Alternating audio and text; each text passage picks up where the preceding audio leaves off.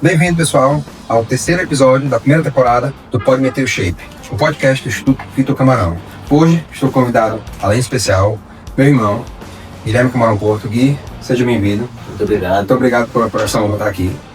O Gui, ele é advogado, vou chamar de Gui, né, meu irmão? É advogado trabalhista, empresário, é um dos fundadores da Porto Câmara Advogados.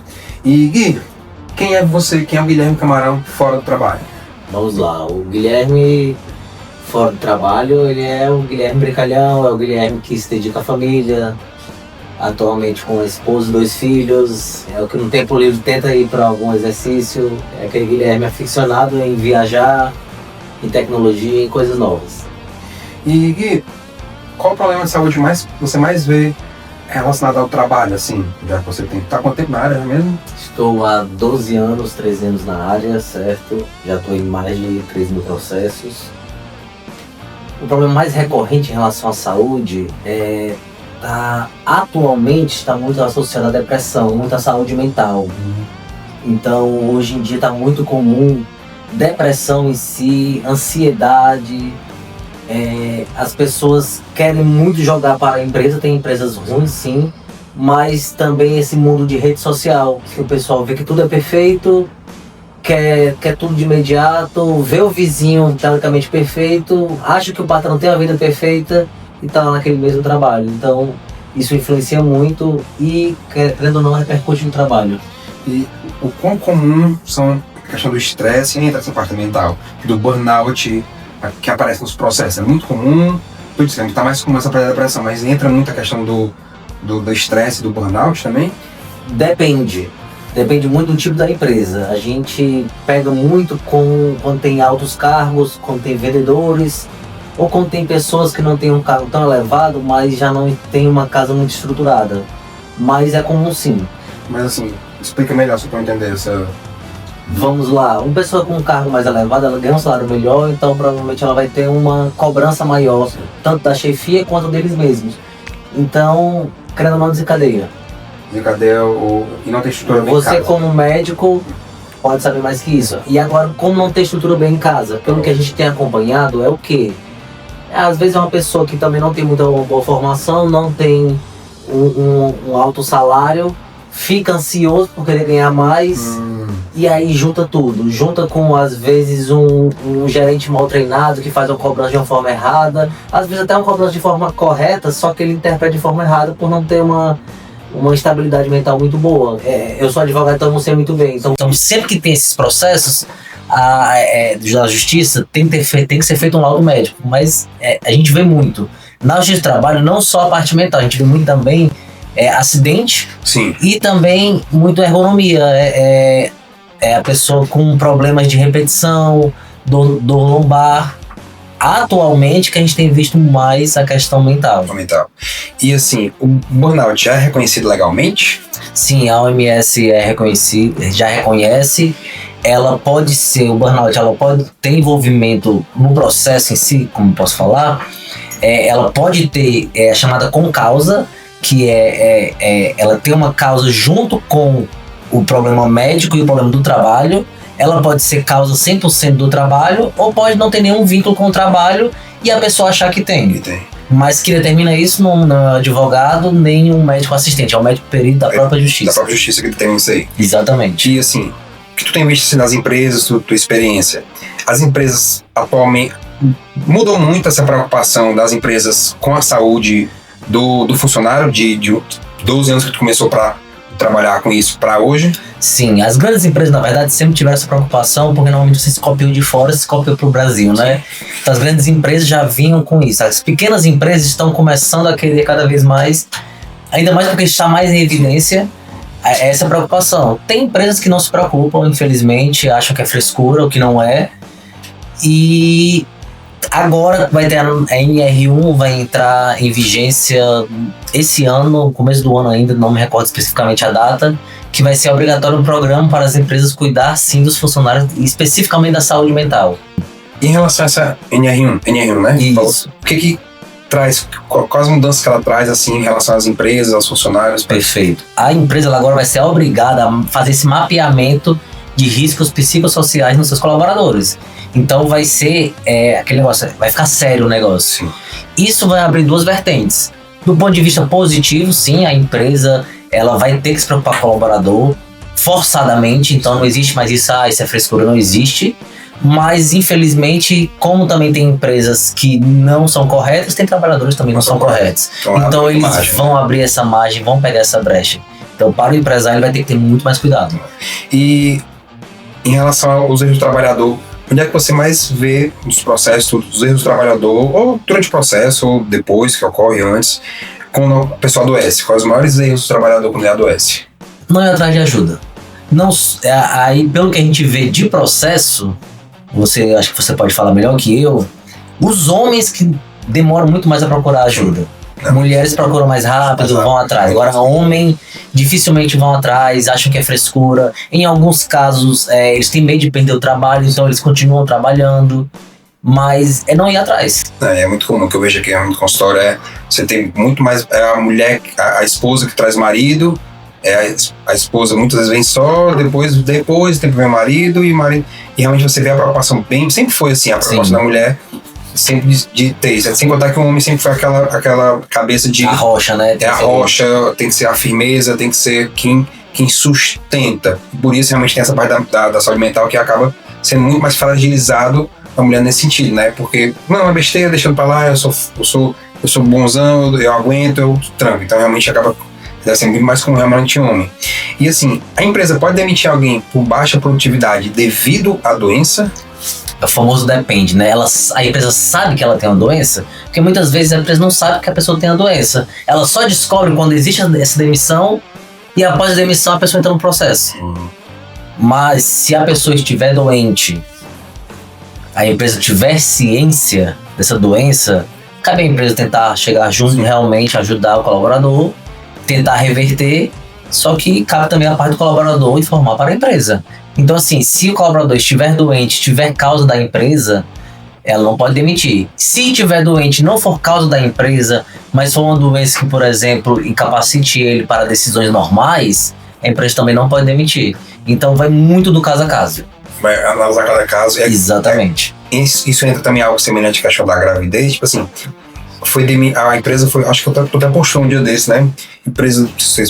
Acho que sim. A empresa demite a funcionária, mas ela mesma, a empresa não sabia que ela estava grávida, ou ela não informou, ou ela não sabia.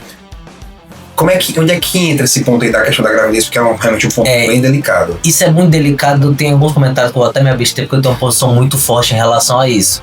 Mas o que é que se entende por lei e jurisprudência, ou seja, os entendimentos dos tribunais?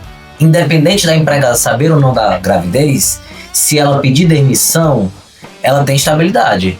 Ou seja, ela pode sair do trabalho, pedir demissão, sabendo ou não da gravidez, independente, a empresa também sabendo ou não, pode ter o filho e depois ela pode entrar pedindo indenização pelo período. O pessoal chama isso de processo do enxoval. Porque é ganho certo, salvo se no pedido de demissão da colaboradora ela for homologar no sindicato. Ponto. E a não ser que isso é um pedido de demissão. Se for justa causa, aí realmente não tem. Entendi. Mas se for uma demissão sem justa causa também, ela teria estabilidade. E até onde a empresa consegue, tipo assim, pode obrigar a funcionária a fazer um beta? Nunca obrigar. No ingresso da funcionária, ela não pode obrigar ou impedir, porque já considera uma discriminação.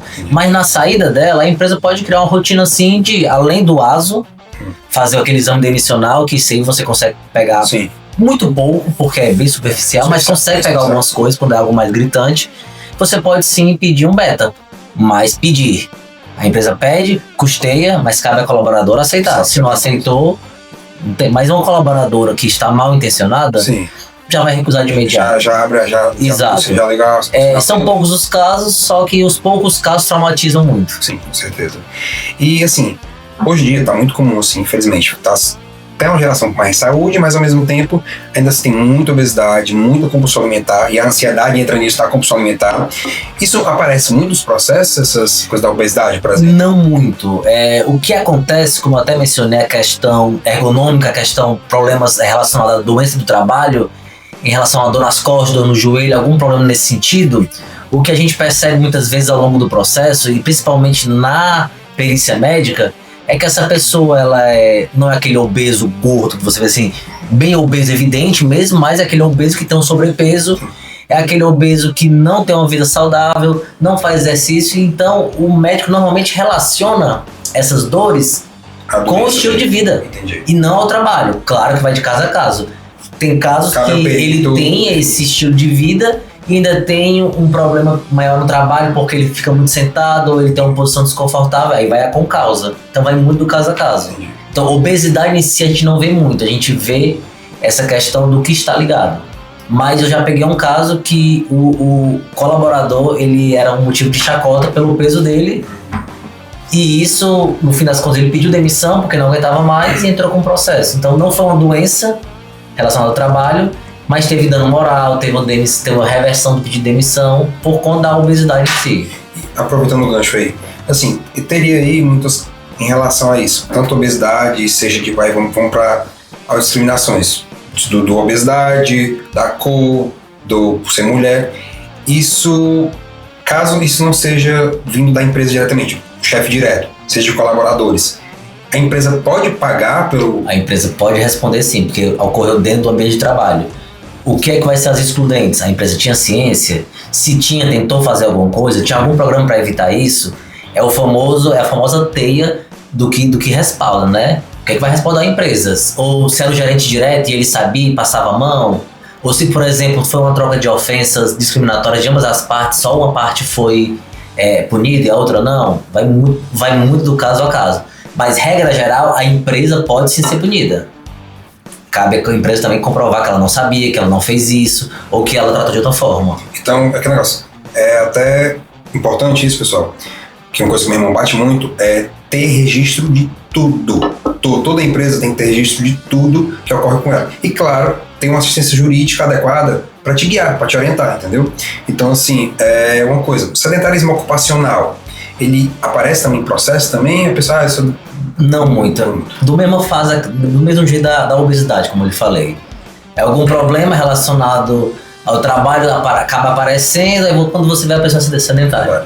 E, assim, o que tu mais vê em relação à cobrança estética? Tem muito problema com cobrança estética, algum processo de cobrança estética? Você tem que emagrecer para ficar aqui, você tem que ser bonito para trabalhar aqui. Esse pessoal adoece, o que tu vê nessa... Vamos lá. Vai muito da empresa. Empresas high ticket, vamos ser direto, do que machuca, empresa high ticket. O bonito vende, o feio não vende. Então existe a cobrança para ser esteticamente, não digo magro, mas ter uma estética mais elegante. A pessoa está, se ela não for magra, mas a pessoa está com a roupa que favoreça ela tem que estar bem maquiada, ela tem que ter barba bem feita. E a depender da empresa, das exigências da empresa, se ela exige isso, ela tem que pagar por isso. Não é tão simples assim que é só exigir que ela vai ter, não. Então, é comum, depende muito da empresa. Agora vamos ver para outra vertente. Uma empresa que não tem um ticket tão alto. A empresa pode colocar, sim, uma série de regras, como por exemplo, ela não obriga que você seja magra nem gorda, nem um biotipo diferente. Mas se você está na empresa, é cabelo penteado, ou então é cabelo preso, as unhas têm que estar cortadas assim, a farda tem que ser vestida. Então, ela pode exigir um padrão mínimo. Entendi. Mas isso pode ser considerado alguma coisa discriminatória ou não? Vai muito pro caso. Por exemplo, olha, vamos ser bem direto. Olha, você tem que emagrecer. Gorda não pode trabalhar aqui porque a empresa ela só tem uma niquinha até o número médio, por exemplo. Isso é discriminação. Entendi. Não pode. Realmente é bem direto. Agora, uma cobrança. Fulaninho, emagreça. Às vezes é uma cobrança velada. Oi, Fulaninho, você sabe que tem monjado hoje em dia? O doutor Vitor Parcela, o doutor Vitor não sei o quê. Então, assim, é a forma de falar. De abordagem, né? Exatamente. E assim, quando o trabalho tende a adoecer, a empresa normalmente é 100% a culpada ou é o bom e velho depende? Ou entra no depende também, o famoso depende. E é o depende porque vai ter que ter essa análise probatória, tanto de testemunhas, da ocorrência, o que houve, e a análise do médico técnico do próprio judiciário. E assim, em relação, aproveitando a questão dos atestados, teve uma mudança recente, né? Eu não sei se entrou e depois saiu sobre a questão dos atestados. Como é que ficou, assim, os atestados médicos que tinha que ser digital, agora não é? Como é que está sendo isso? sem for uma polêmica, o que aconteceu? O CFM criou uma resolução que falava o quê? O pessoal falava que atestado físico não valia mais. Errado. Certo. O que aconteceu? Todo atestado, seja físico ou digital, tem que estar registrado na plataforma. Ponto.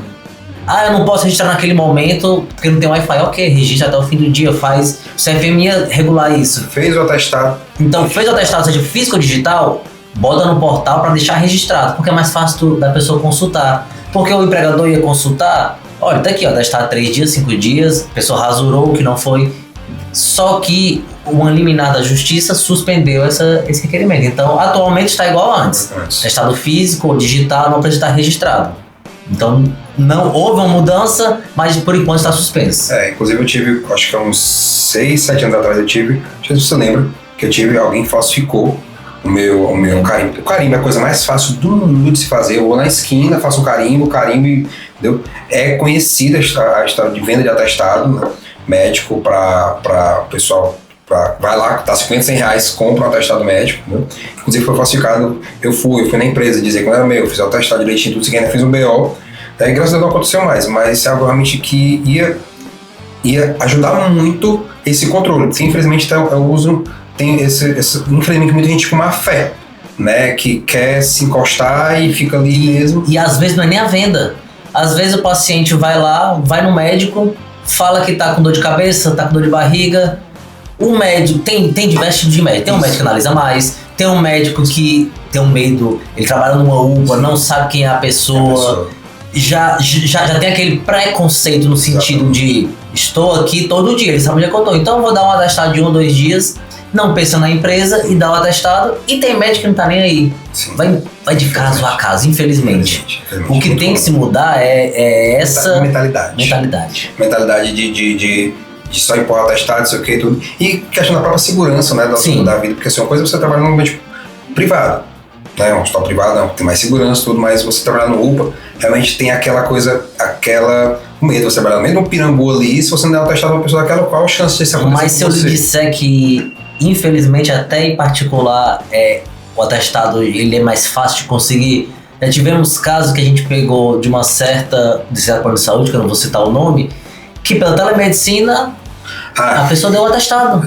Doutor, eu estou com dor de cabeça, não posso trabalhar. Ok, quer 1 dia, 2 dias, o médico ele só quer produzir. Infelizmente, esse específico, esse caso, não digo todos. Não, eu sei, então ele libera o atestado. Então é a mentalidade geral. Sim, infelizmente. Qual é o maior mito sobre um processo trabalhista, assim, que tu acha? Empresa não ganha. Isso não existe. A empresa, ela entra em desvantagem. Quem falar que não, isso não existe... Não, a empresa entra em desvantagem. Ponto. Por quê? Porque a Justiça do Trabalho é muito pró-trabalhador. Especificamente aqui no TRT7 é muito pró-trabalhador. Em outras regiões eu vejo que a questão é mais equilibrada. Mas é muito pró-trabalhador. Isso não quer dizer que o trabalhador sempre vai ganhar. Quer dizer que a empresa vai ter que se esforçar mais para mostrar que ela está cumprindo a lei. Mas a empresa, ela se precavendo, fazendo uma prevenção boa, registrando tudo, ela pode sim ganhar o processo. Qual é o problema que muitas vezes acontece na empresa? A empresa faz tudo correto. Agora a pessoa, o gestor da empresa, ela é humana, ela acaba errando. Então ela desliza uma besteira. E é o suficiente para alguém oportunista querer aproveitar isso. A empresa pode ter feito tudo correto e por um erro, como por exemplo, doutor Vitor, eu quero sair mais cedo, meia hora, eu posso só almoçar meia hora? Não tira 1 hora inteira? Aí você querendo ajudar a pessoa, você libera. Depois muitas vezes é usado. Porque ela mandou pelo WhatsApp, ela registrou. Às vezes não foi na maldade do momento, mas posteriormente ela pode utilizar isso. Entendi. Qual é o caso mais absurdo que tu já teve? Principalmente parte trabalhista, de doenças, essas coisas assim. A mais absurda, não sei nem se eu comentei contigo. O trabalhador entrou na empresa, ele trabalhou exatamente 3 dias. Essa é uma empresa extremamente organizada, que a gente advoga, é uma empresa que tem mais de 700 funcionários, tem jurídico interno, nós fazemos jurídico externo, tem controle, tem compliance, tem um programa assim, é uma empresa assim que dá gosto de trabalhar. No momento que ele foi admitido, ele fez o ASO, ele faz um relatório sobre as doenças pregressas dele, ele faz a questão do fardamento dele, ele seleciona também o que ele quer. Ele selecionou uma bota uma que chama uma bota normal, uma EPI, né? do tamanho do pé dele, usou normal. Fora do ambiente do trabalho, ele deu uma topada, machucou o pé. Quando foi botar a bota, o pé já estava inchado, acabou machucando mais, acho que abriu a ferida mais. E ele foi pra UPA, pegou o atestado, e com esse atestado durou um ad eterno. Por quê? Essa ferida foi piorando, ele não cuidou, ele esqueceu de mencionar para a empresa e para o médico que ele era diabético, que ele bebia, que ele fumava, que ele tinha uma vida sedentária, desregrada mesmo. Acabou amputando inicialmente o pé, depois amputou até a altura do joelho e amputou um pouco, acho que meio da coxa, no seu termo técnico. E qual foi a desculpa dele? A culpa foi da empresa que me colocou uma bota muito apertada. E tá processando a empresa em mais de R$1 milhão. Trabalhou 3 dias. 3 dias. A sorte, teoricamente, da empresa é que ela tem testemunha e tem um áudio dele informando que ele se machucou fora da empresa. Mas ele botou. E a pior parte, esse processo ainda não teve, ainda não se desenvolveu todo. A pior parte, se ele perder, quando ele perder, eu espero que ele perca, ele não paga nada, não acontece nada com ele se o juiz souber que ele mentir. Essa é a pior parte. A empresa gasta tempo, energia, dinheiro. Desgaste absurdo. Por uma mentira. Por isso que eu falo, a empresa entra em desvantagem. Quem fala ao contrário é o discurso bonito. Entendi. Isso é realmente extremamente frustrante. Quais empresas você acha que, assim, tua opinião, tu já viu tudo que tu viveu, onde é que tu acha que tem mais abuso? Da parte funcionário ou da parte das empresas? Ou é um pouco dos dois? É dos dois, eu vou igualar, assim, muito funcionário que cai na narrativa que o patrão é o vilão. Sim, infelizmente. E empresário malvado. Na verdade, a pessoa é tão ignorante que não sabe que se a empresa quebrar, ele tá fora. A empresa sustenta só ele, sustenta a família do empregador, sustenta outras famílias. Então, essa é a pior parte. Mas também tem empresas que são mau caráter. Da mesma forma que tem empregados mau caráter. Então tem abuso de ambos os lados. E infelizmente, cada um leva a fama. Pior que tem isso ainda. E assim, vamos aqui, finalmente, né? O maior erro do trabalhador, você acha? Tratar a empresa como inimiga. O maior erro do empresário? Tratar o trabalhador como amigo. E assim, o que pra ti é sucesso? Empresarial ou o empresário em si do homem, da pessoa? Eu acho que o mix, assim, o sucesso pessoal, porque eu acho que linka muito, né? O que pra ti é uma... Poxa, pra mim, eu tenho sucesso na minha vida, o que significa, que é isso pra ti? Pra mim, ser próximo de Deus, ter minha família e ter meu trabalho. Não quer dizer que precisa ser milionário, não. Ter o trabalho que eu gosto mesmo.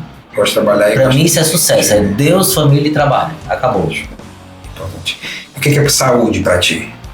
Saúde é poder correr com meus filhos, é poder brincar de bola com eles, mesmo não jogando bola, é poder levantar meus filhos, não ter nenhuma dor, é poder abraçar minha esposa, é isso, é poder curtir envelhecer com o lado deles de forma boa. Saúde, né? Envelhecer com saúde, isso é mais importante, né?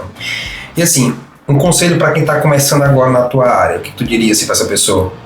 Fala aqui pra câmera, tô começando hoje, o que você falaria para essa pessoa? Sai da caixinha, não vá na onda de todos, não é porque funciona para um que vai funcionar para você. Pense fora da caixa. Não escute que o mercado está saturado. O mercado está saturado de péssimos profissionais, mas o mercado ele é muito bom e tenha muita paciência e resiliência, porque não é fácil. Pessoal, tivemos aqui hoje com o Gui. Gui, brigadão, viu? Uma honra ter por aqui meu irmão, assim, é uma pessoa que eu admiro muito, uma pessoa que cresceu muito na vida. Gosto dele como se fosse de irmão mesmo, de verdade. Como se fosse de sangue, né? Como se fosse de sangue. Como se fosse da mesma mãe, né? Todo mundo diz que é meu clone, né? Parecido comigo esse menino. Apesar que ele... Agora eu acho uma versão bonita. E eu falava que ele era filho de chocadeiro. Filho de chocadeiro, né? E assim, é um cara gigante, cresceu muito a área dele, né? Gostaria desde o começo de te dar a mentalidade que ele teve do crescimento. E que é um cara assim, foi empreendedor, foi fantástico o que ele faz. Tem uma família linda. Eu sou louco pelos meus sobrinhos, amo a Jéssica, e a história fica para outro momento, a história antiga deles, entendeu? Postar meus sobrinhos, entendeu? E assim, é um cara que tem uma honra de te chamar como meu irmão, né? E se realmente é irmão, ela vai além, não é irmão só de sangue, é irmão de vida mesmo, porque quando eu preciso, tá lá, quando fala a verdade, ele tá lá, fez mesmo. Eu avisei, eu sou aquela pessoa que fala, eu avisei. Avisa mesmo, então assim, tanto como pessoa, como amigo, como profissional, um ser ímpar, entendeu? Obrigadão, Gui, novamente por estar aqui, viu? Sempre às ordens. Sempre. Pessoal, chegamos ao fim desse terceiro episódio da primeira temporada do Pode Meter o Shape. Fiquem perto, né? Você que chegou hoje, seja muito bem-vindo. Você que está acompanhando com a gente, pode sentar aí que ainda tem muito mais conteúdo pela frente, muito mais episódios, entendeu? Vocês vão ver pessoas, vou sempre trazer pessoas aqui para agregar, que é algo que vai além da saúde. Vamos para empreendedorismo, fisiculturismo, vamos falar de hormônio, falar de nutrição, vamos além da, como o Gui mesmo disse, sair da nossa caixinha só de saúde, vamos além, viu? Obrigado pela audiência.